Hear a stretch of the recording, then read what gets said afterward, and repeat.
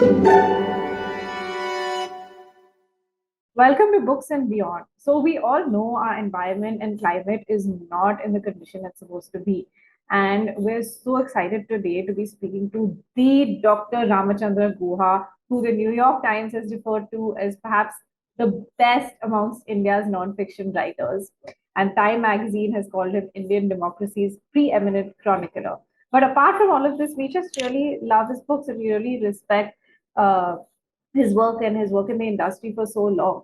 He has won so many awards like the Ramnath Goenka Award and even the Padma Bhushan. And he's also the foremost person on Gandhi in India. And he's written a fantastic two-volume tome on the father of our nation.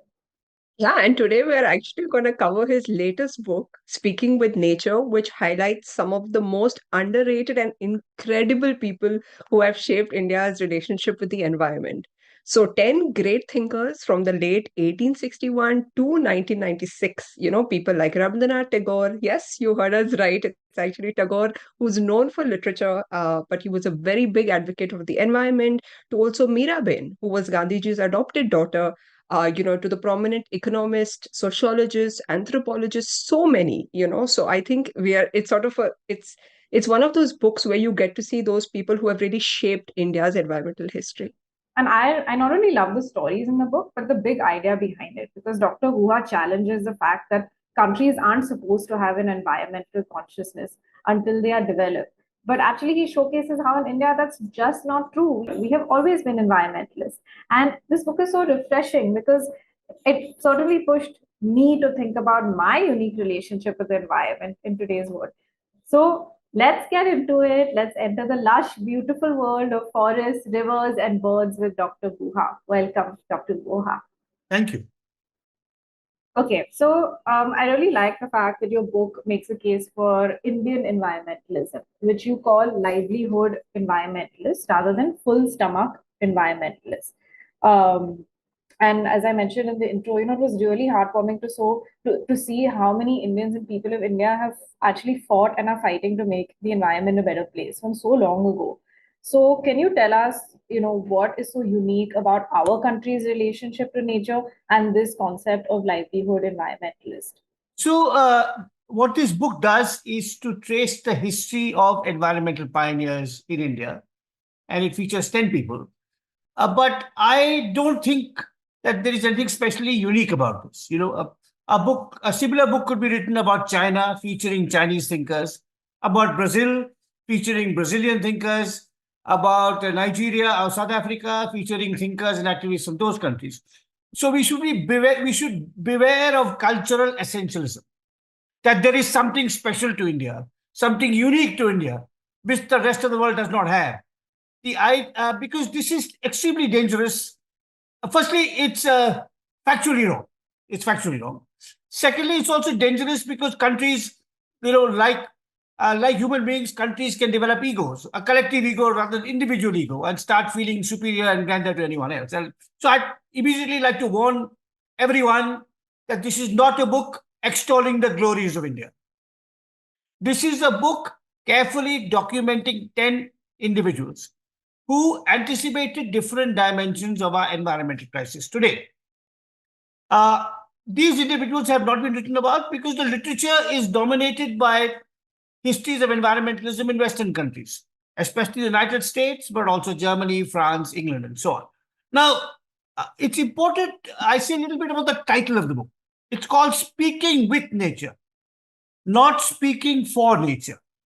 Now, when we think of the love of nature, it's a solitary human being in the forest, admiring a beautiful landscape, a banyan tree that is 1,000 years old, walking a little bit and seeing a grassland with a deer and then there's a tiger, or coming to a water body and seeing lots of gorgeous bird species, and so on and so forth. So this is a book arguing that the conventional understanding of environmentalism is love for nature, that from love it becomes a passion and obsession. So you have a breed of environmentalists who are passionately arguing for nature. They are spokespeople for nature. But in my book, Environmental Sustainability, Love and Respect for Nature, has to go hand in hand with social justice. And the thinkers in this book, except for one or two exceptions, essentially argue that you have to develop uh, social, political, cultural forms that allow human beings to maintain an equilibrium, a sustainable relationship with nature, and also ensure that not one person has a disproportionate access to resources. So we live in, for example, in India today, we live in a desperately unequal society. Now, people talk about the economic inequality. One person with a 40-story building in Bombay County as their family home, and someone else in a one-room jhuggi jhopdi. But it's not just an economic inequality; it's an ecological inequality. The rich have access to the resources of all over India, whereas the poor are dispossessed even of the natural resources they have. So if you look at, for example, mining in central India and what that does to the Adivasis whose lands and forests are taken away. So this book essentially argues that there's an Indian tradition starting with Tagore, whom you mentioned, carrying on through some followers of Gandhi, some sociologists, economists, who argued for an integration of nature with human life, with human livelihood, and who simultaneously wanted um, a sustainable and habitable world while addressing the needs of the more uh, vulnerable sections of human society. So it's a slightly complex argument, but I wanted to make two things clear. This is not a glorification, chest thumping book about the greatness of India. And secondly, nor is it merely about love for nature, a romantic appreciation of gorgeous landscapes. It's that too. It's that too. Some of my protagonists, like Tagore and later on the naturalist M. Krishnan, wrote beautifully and evocatively about certain landscapes and and birds and butterflies and trees. But it's really about harmonizing the human relationship with nature. So humans must speak with nature, and along with, of course, other humans. I love that. I love that you said it's about, us with nature. Yeah. And we are so diverse. We have so many cultures. And, everyone should have access to our natural resources. Completely agree. So I also found it very interesting that you've come a full circle with this book in a way, Yes. that you started writing the outline for this book 30 years ago. Correct. And I really liked the story where you mentioned that you were just about embarking on it when another publisher contacted you and made you an offer you couldn't refuse. So, but why did this book go in the back burner, and what kind of book do you think it would have been then compared to now? So, it's not possible to, if you're a writer of books, if you're a writer of newspaper articles, you write an article every week, you can do that. I write a column too. But writing a serious work of scholarship requires several years of focused attention. It doesn't mean you can't take an occasional holiday, you can't go to an occasional music concert, or watch an occasional test match. But that large project, because writing a book of this kind is a 3 or 4 year project and it should consume you. You should live with it all the time. So I done the research. And again, I think it's important to explain to your listeners and viewers what the work of a historian involves. The work of a historian broadly and crudely can be classified into two parts: the research and the writing. So the research is you're looking for new material, unpublished material, rare documents, letters in private hands which nobody else has seen, which are certainly not on the internet and not even in books. So that's to discover a rich trove of new information that you want to share to the reader. It could be about anything. It could be about an individual, it could be about a time period, it could be about a part of India, it could be about 19th century Tamil Nadu, it could be about the emancipation of women in in contemporary India. It doesn't matter. So the first thing is getting new material which no one has seen. Look, it could be the history of the civil rights movement. So you get that's the research part. And the research normally requires traveling to places far away from where you are. So in Bangalore, I got about 10% of the material for this book. The other 90 was in Delhi, in Calcutta, in Ahmedabad, in the British Library in London, in American University Library. So that's the research part. Then there's the writing part. So once you feel you have enough new and rich material uh, to craft a narrative, not of 5 pages, but of 300 or 400 pages, to a book length work, then you have to write. So you have to be, and that for me, the research is mostly outside Bangalore, and the writing is only in my study in Bangalore from where I'm speaking.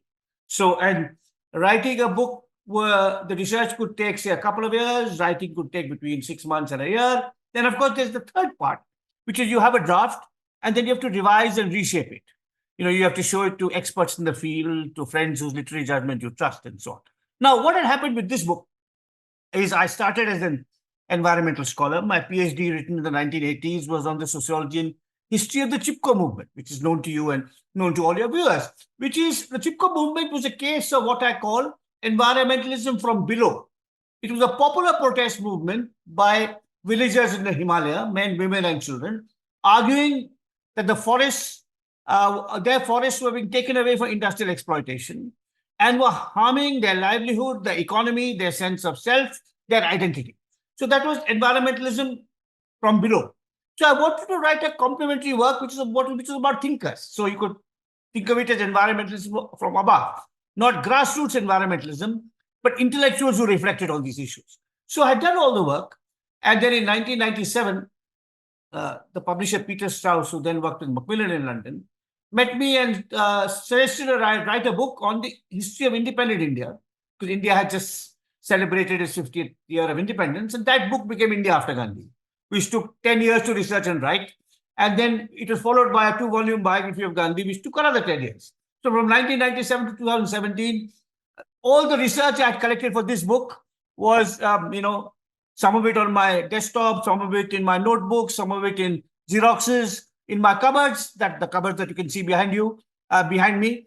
And I just kept it. And for 20 years, I was writing other kinds of books that had very little to do with environmentalism. And then once I finished the second volume of Gandhi biography, I said, is it worthwhile my going back to this old project? And now, of course, there were new compelling reasons. There was the climate change debate, gathering pace. And then I went to those cupboards that you see. I went to what notes I had on my desktop, from which I'm speaking to you. And I found I probably had 80% of the material I needed to write a book. Not 20%. If it was 20%, I would have abandoned the project. But 80%, which meant a couple of more trips to Delhi, one more trip to London, one trip to, Bombay, and whatever gaps there were in my material, I could fill, and then I wrote this book. So, and of course, I think in those 20 years when I was doing other things, I learned more about my country. So the important thing, when you write about an individual, this is a book about 10 individuals. Whether you write about one or you write about 10, you have to situate that person in their times. Which part of India or the world did they grow up in? What kind of education did they have? What were their formative experiences? What was the larger context? Was it a time of stable politics, or was it disruption? Was it conflict? Was it world war?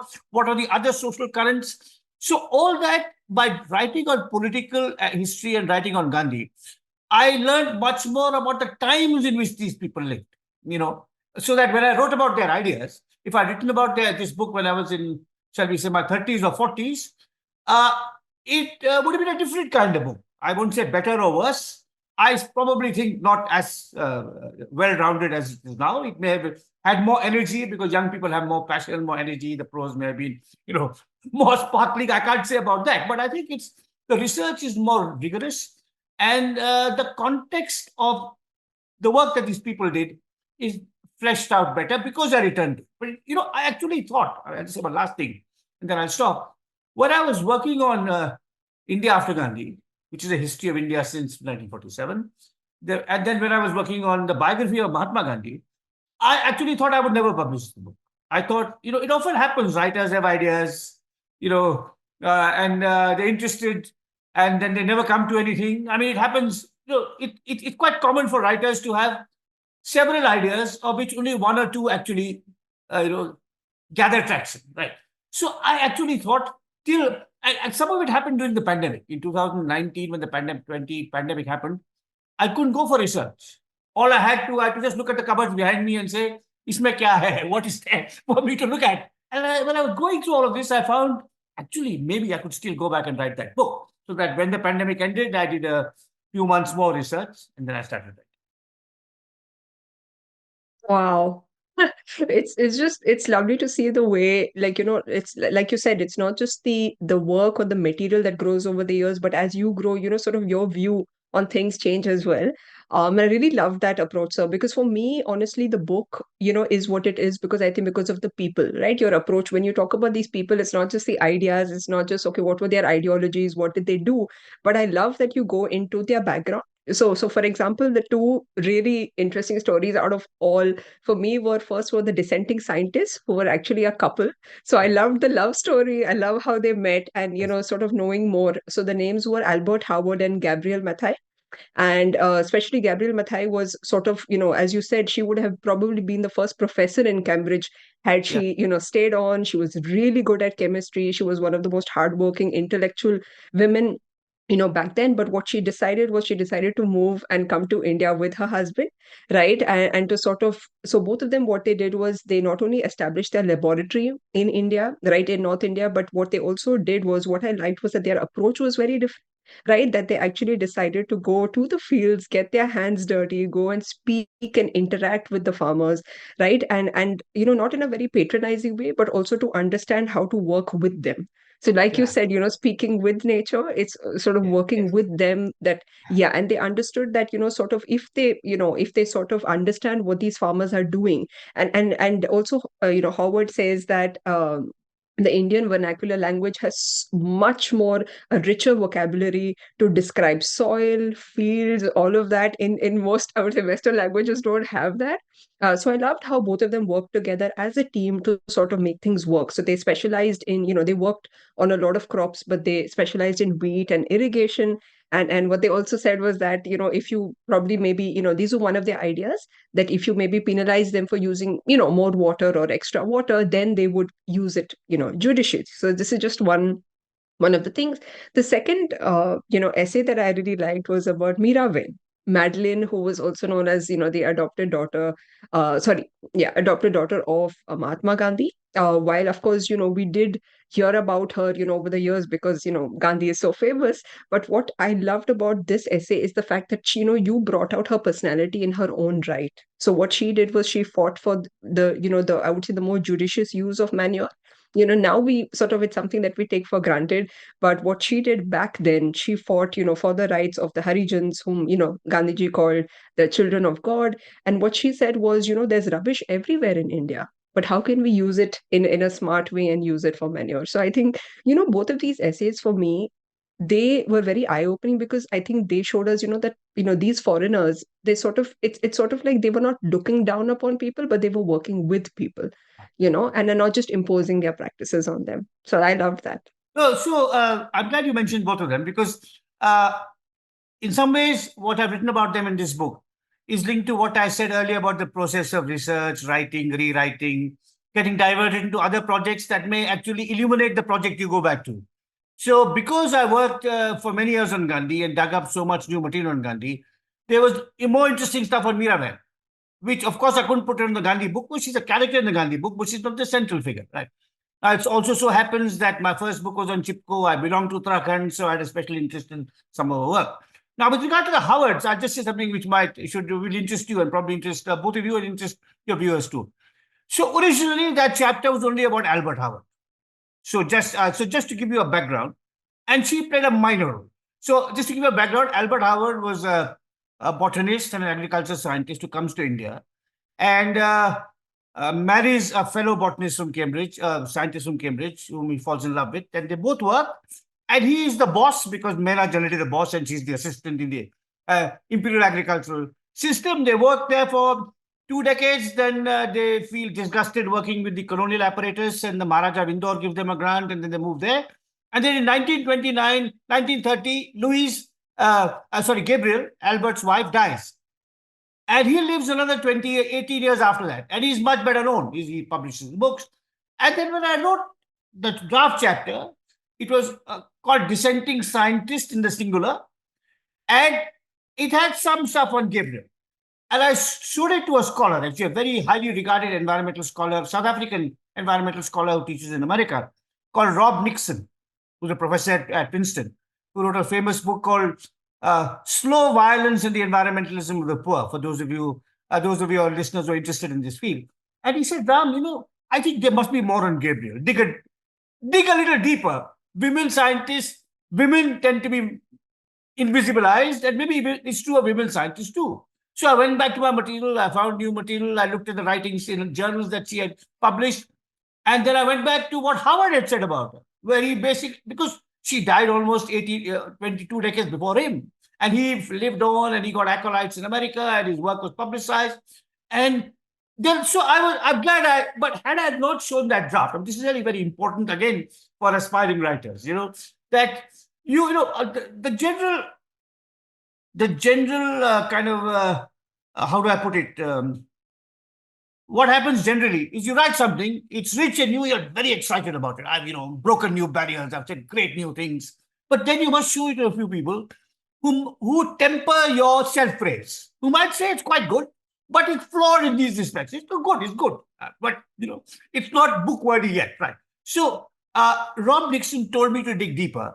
And I'm glad, because I did find enough to show that it was truly a creative partnership, and she was an extraordinary figure in her own right, and they mutually learned from each other. And as you said, what was important about them is that they were not scientists working in the laboratory, designing new strains of rice or wheat, and then telling the farmer, implement it. Here it is, go and grow it, right? They were actually interacting with farmers, talking to them, learning from them.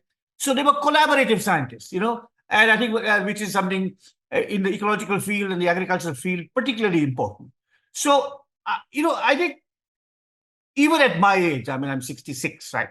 I've written more than a dozen rigorously researched books. You're still learning, you're still growing, you still need critical feedback. Not too much. Again, one last thing I'll say to young writers of serious historical works or nonfiction: show your drafts to a few people. Not too many, but not too few. You have to choose between 3 and 5 people, because if you show it to 20 people, you'll get 20 different.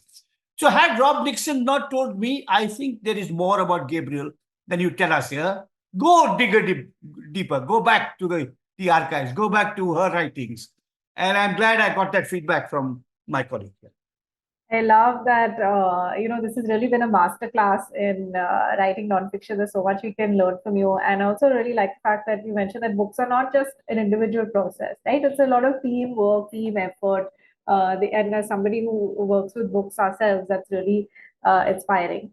And I also actually wanted to know about another book of yours, which is called The Cooking of Books. Because as an editor, I really was drawn to that. It's a memoir about your relationship with your editor, Rukun Advani. So I'd love to know a little bit more about what prompted you to write this book, and if you could tell our listeners about it as well. Sure. I will. But before that, I just say, elaborate on one remark you made, which is that books are a collaborative exercise.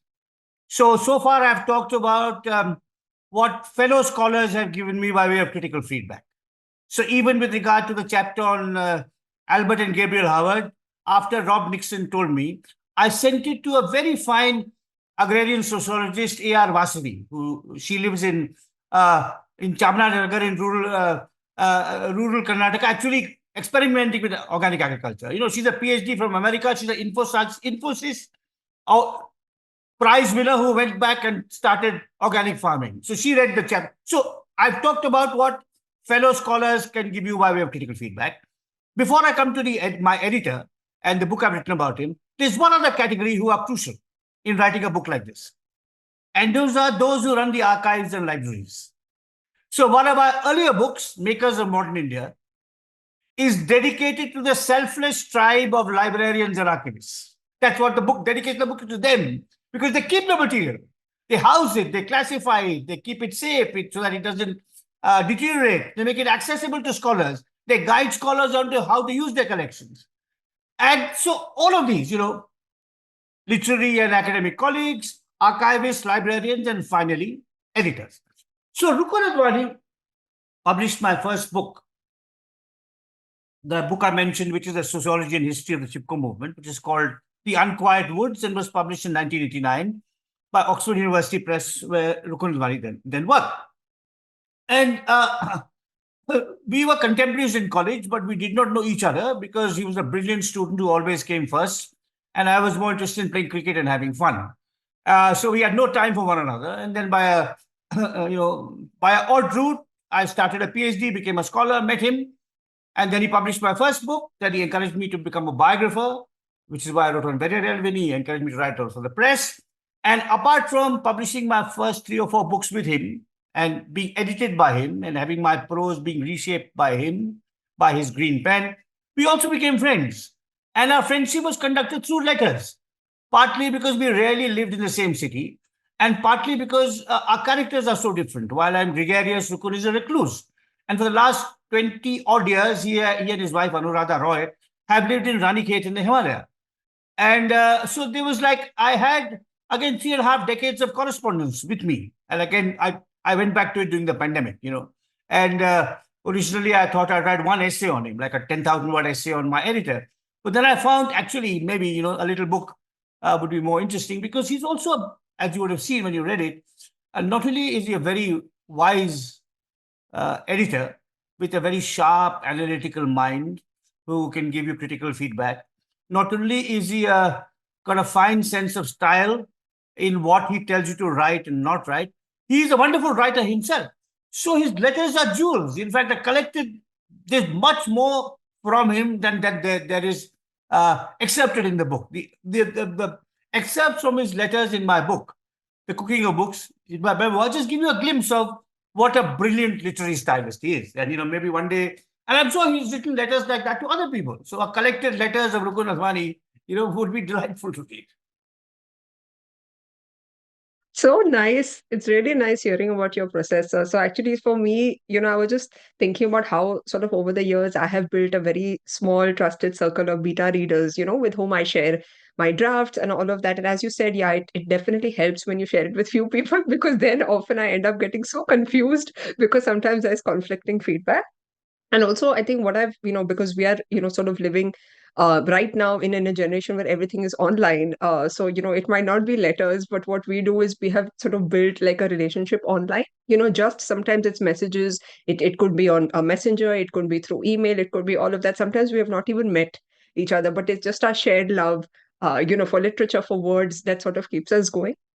And I totally agree with you about libraries and archives. So currently, like because I'm in Auckland, one thing that I'm very grateful for is their public library because you have access to all the best books. So I don't work, with historical nonfiction. I'm mostly, veer towards fiction. So when I find the latest novels, the latest short story collections out here, I just like I would rather spend a whole day in the library.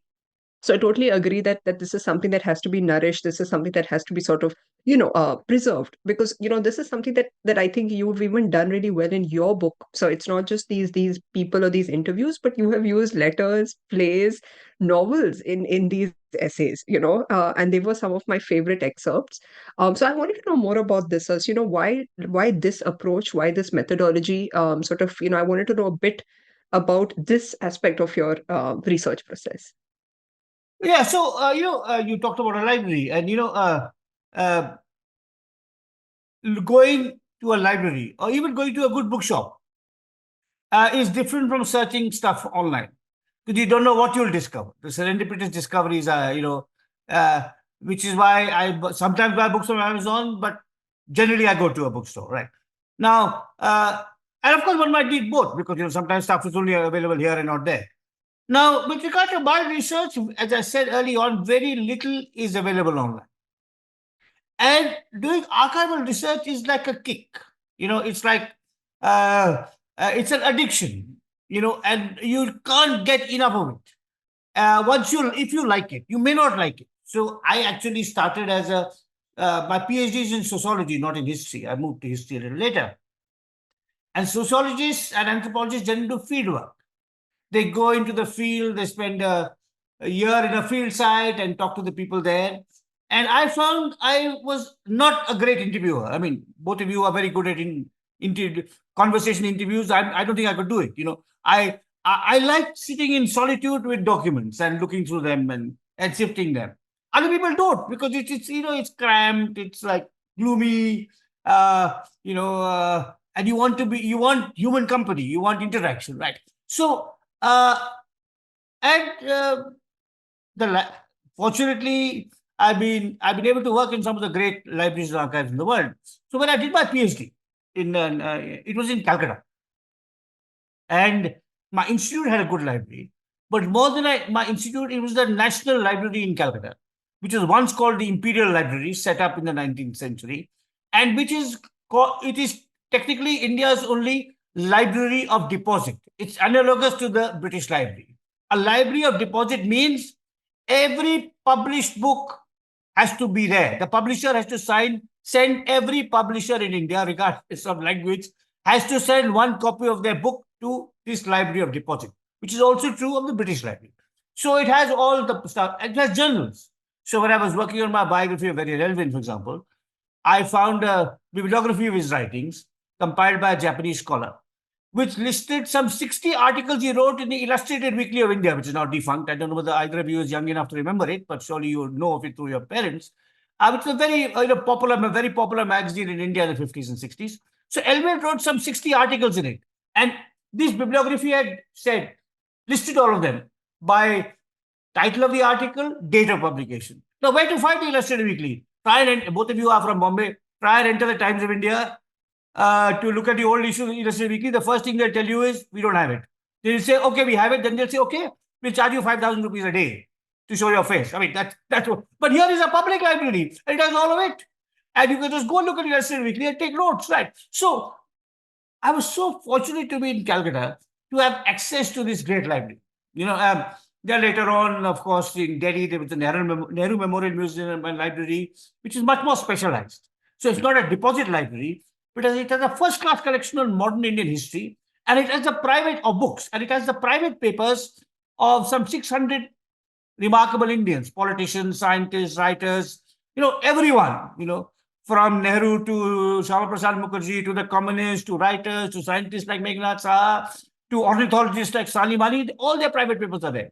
So I had the good fortune of having known it, worked it, then also traveling occasionally abroad. So great the British Library I mentioned, but also I have taught occasionally in America, where you have access to a wonderful, so I think but when people talk about the internet research, it's hard for me not to, offer them a hollow laugh, because you can get hardly, for my work, you get hardly anything on the internet. The internet is important for checking facts. So, for example, I'm writing on Albert Howard and Gabriel Howard. I've got all these research materials around me, my notes, and I'm writing. And then I come to the 1920s. And I'm not sure whether Gabriel is in the 30s or her 40s at this time. So I go to the internet and I found her date of birth so that I get that correct. That's about it. Otherwise, it's very, it's sheer pleasure, as you would find in Auckland. And I wish there were more. One of the great deficiencies in my hometown, Bangalore, is that there is no great bookstores. Bangalore has the best English language bookstores in India by far. But there is no good public library. And I feel that our philanthropists who have brought credit to our city and our country, especially in the IT and BT sectors, I wish they had built a public library. That would be a great service. Chennai has a public library, a government public library, the Anna Library. Mumbai has the Aesthetic Library. Delhi has several. But Bangalore has nothing. So I wish, that would be I wish libraries like, as you say, the one you use, every decent-sized town should have a public library. I totally agree with that. I did my undergrad in New York, and for my thesis, I remember just the library was just amazing. I mean, even if the library didn't have the book that I was looking for, it would ask another library, because they were connected with other libraries. Yes. So they would ask that library, and then within a few days, you get that book. And it was just so fantastic. And I wouldn't even know where to start, over here, because I don't know how organized it is.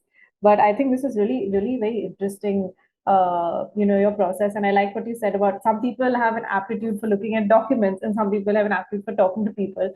And I'm actually writing some nonfiction, mostly for other people. So as a ghostwriter, and that actually involves a lot of speaking to other people and collecting information, and traveling and going on the field. And I found that that really, really appeals to me. The collecting information, talking to people, having those conversations, and then assimilating those thoughts. So I really like that framework as well. You've done so many things. You are a historian, you're a biographer, you're also a cricket writer, you are an essayist.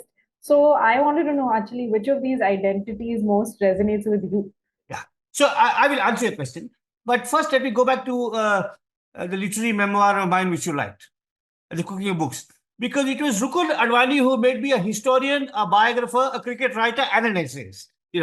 Published all of, so he's played a fundamental role in all these four dimensions of my work.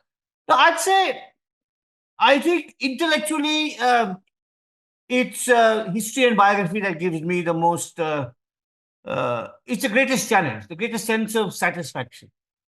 Cricket writing is fun. It's a passion. Writing columns and essays is being a citizen and intervening in what's happening, right? So I would want to be remembered by my books, not by my columns.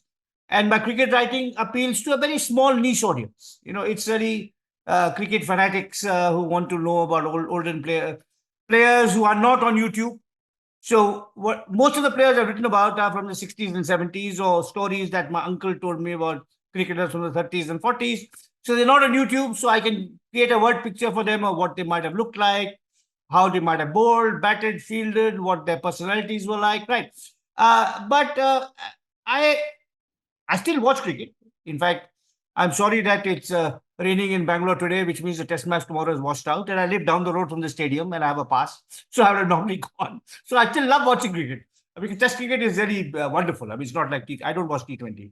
I don't exercise my membership pass to go for the IPL matches, but I would certainly go for a test match.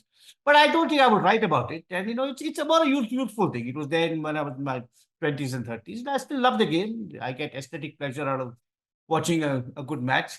But I mean, whatever time I'll have left in this world, which may not be very much, I would like to write a couple more books of the kind that we're discussing today. Definitely, son. We are definitely looking forward to more of those books. Please keep them coming. And just to, sort of quickly go back to what we were discussing about just libraries and bookstores in defense of Bangalore, because actually I lived there for 5 years.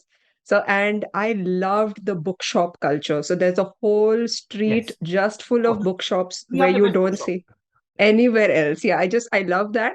And I studied in Christ. So of course, while we might not have public libraries, there are definitely certain institutions which keep Right. a very good collection. I used to spend, I think, the whole day in the Christ library. And I Yes. remember one day the librarian asked me, he said, "Oh, do you have an exam? Are you studying for an exam?" I said, "No, I'm just reading fiction." He Wonderful. said, "Okay."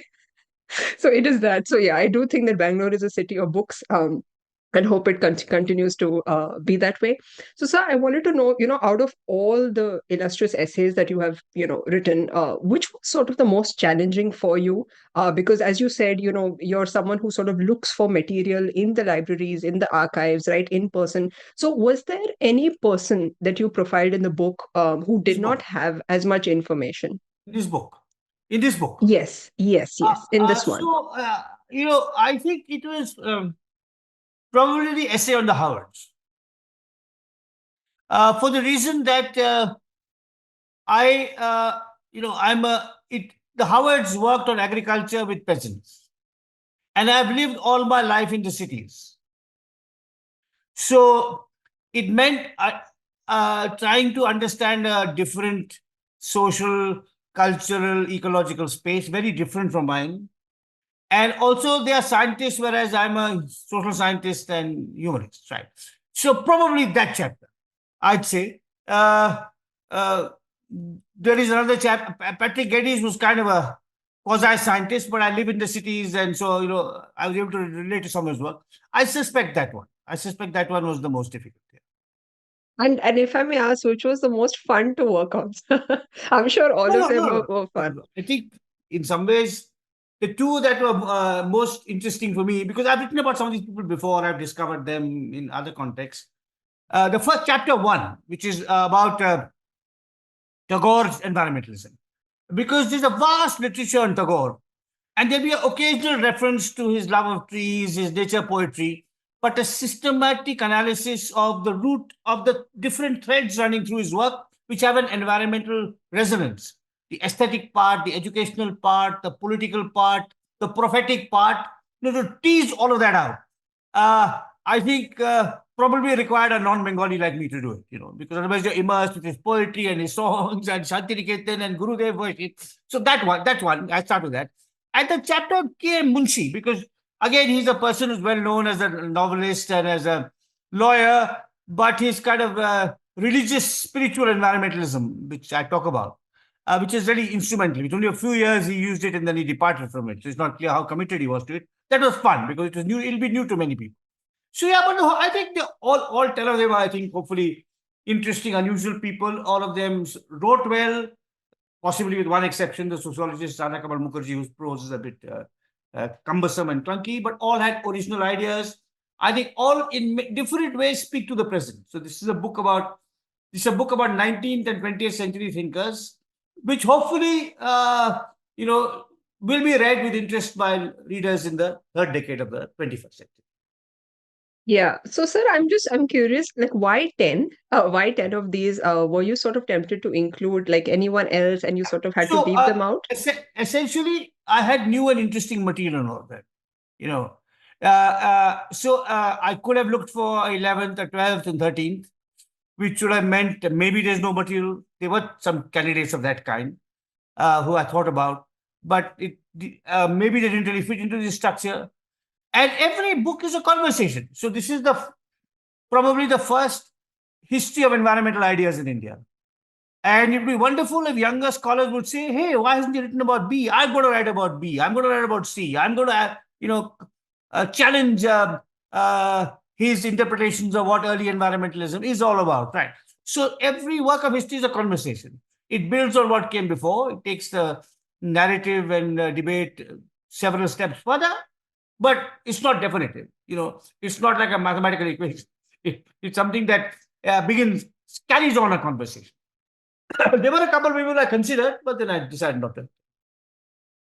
Okay, but I do Yeah. want to know from you, what are you writing next? Because I'm sure you may have so many different options and ideas. So I am writing. I usually have 2 or 3 projects going here and there. But I'm writing a book on, the sort of reasonably substantial book I'm working on is a book on why Gandhi, whom I wrote 1,800 pages about, and whom you described in your introduction as the father of the nation, why has he become so controversial and contested? And how legitimate are the criticisms we hear of Gandhi? From Marxists, from Dalits, from Hindutva activists, from economic modernizers, from feminists. So it's a book of arguments and debates around Gandhi's legacy. That will take the story of my biography till the present, because my biography ends with his death. So this is really, where does Gandhi figure in our life? In what different ways?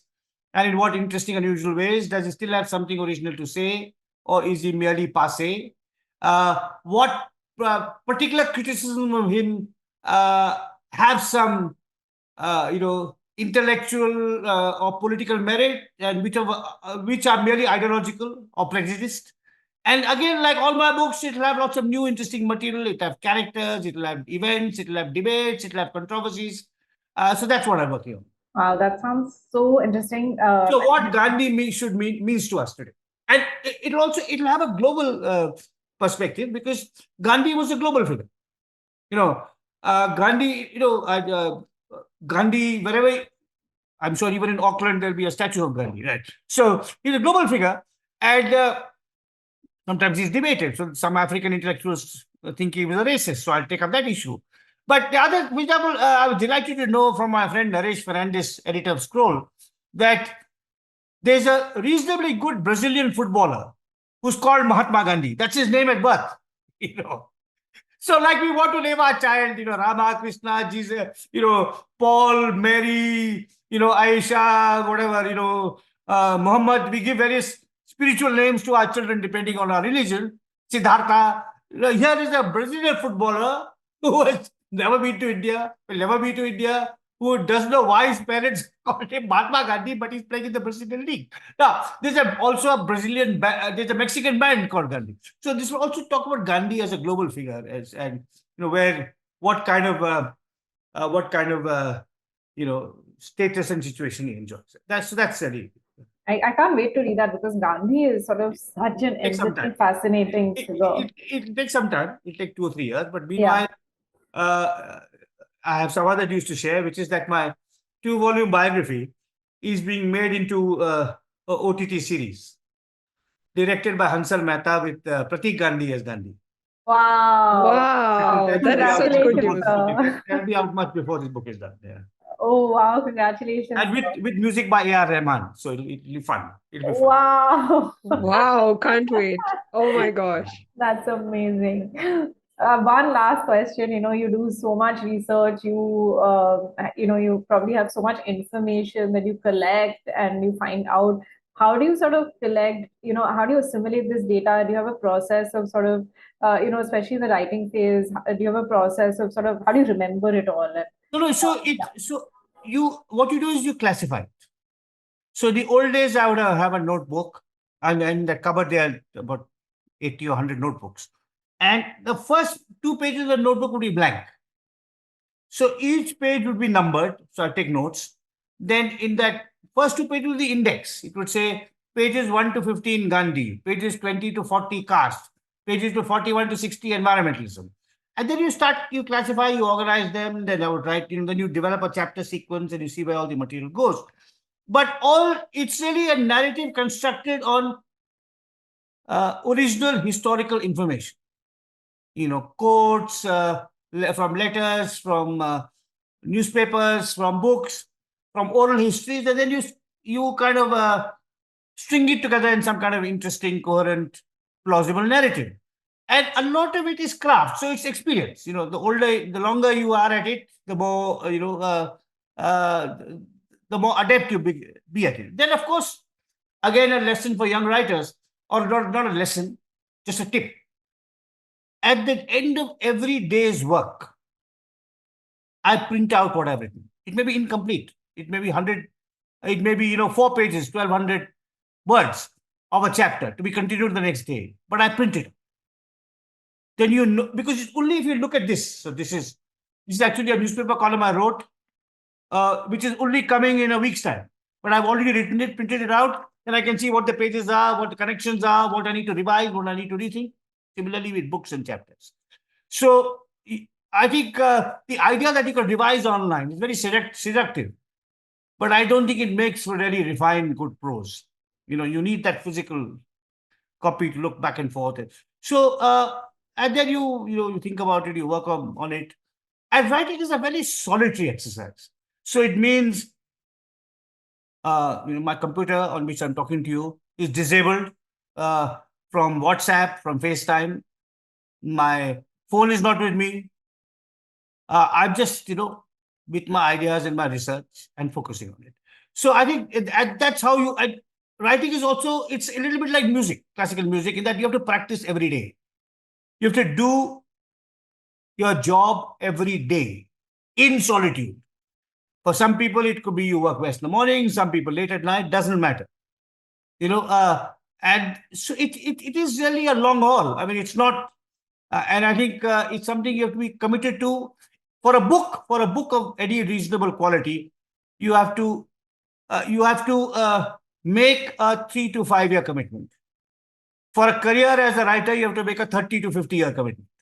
So that's what we are talking about. And so it requires patience, it requires solitude, it requires doggedness. Yeah. I think that's very interesting because as a reader, I only like to read physical books. I don't read anything online. But whenever I'm writing, I have actually print it out. I only edit online. I think about things online. I think I'm going to implement your tips. Just see, it may not work for you. I'm not saying it's. But I see the value in that. Just see whether it works for you. And then, thank you so much, sir. This has really been, one of our best interviews. I enjoyed it. I enjoyed it too. And thank you to both of you. Thank you so much. We've really been looking forward to doing this, and Yes. Congratulations on the next books and the OTT. So thank you so much for your time. Thank you.